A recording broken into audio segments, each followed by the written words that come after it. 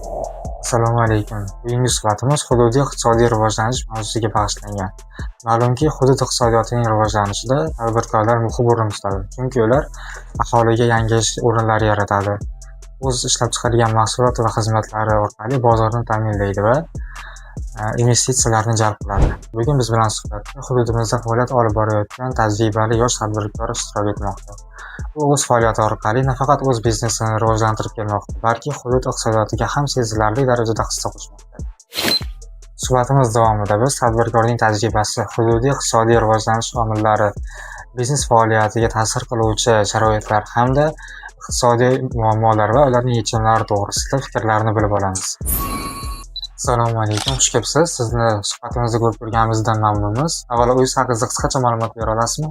Alaykum assalom, taklif uchun rahmat. Men Sinsir Azizxon, men 7 yildan beri ishlab chiqarish sohasida faoliyat olib boraman. Rahmat. Bugun biz siz bilan suhbatda hududiy iqtisodiy rivojlanish va sizning biznes faoliyatingiz to'g'risida suhbatlashmoqchimiz.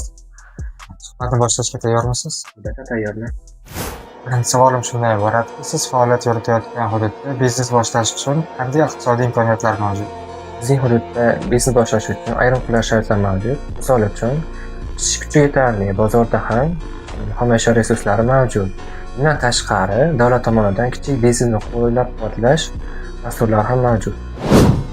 Savol: hududiy iqtisodiy rivojlanishda sizning korxonangiz qanday rol o'ynaydi?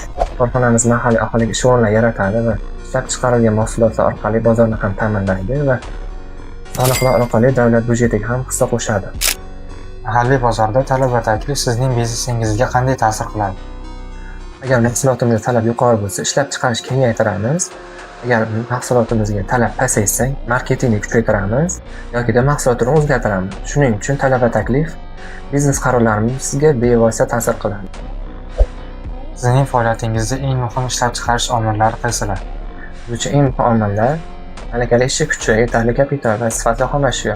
Bu omillar mavjud bo'lsa, ishlab chiqarish samarali bo'ladi va mahsulot sifati ham yuqori bo'ladi. Hududdagi infratuzilma biznes rivojiga qanday ta'sir qiladi?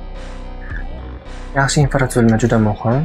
Masalan, transport tizimi yaxshi bo'lsa, mahsulotlarni tez yetkazish mumkin. Internet va kommunikatsiya savdo va reklama jarayonlarini osonlashtiradi. Davlat tomonidan berilayotgan imtiyozlar yoki qo'llab-quvvatlash choralaridan foydalanyapsizmi? Ayrim holatlarda davlat tomonidan berilgan imtiyozlar yoki kredit dasturlaridan foydalanyapmiz. Bu biznesni rivojlantirish uchun va yangi uskunalar sotib olish uchun yordam beradi. Hududda raqobat darajasi qanday va bu sizning faoliyatingizga qanday ta'sir qiladi? Bizning hududimizda raqobat darajasi juda kuchli. Bu esa bizni ishlab chiqarish samaradorligi va mahsulot sifatini oshirishga undaydi.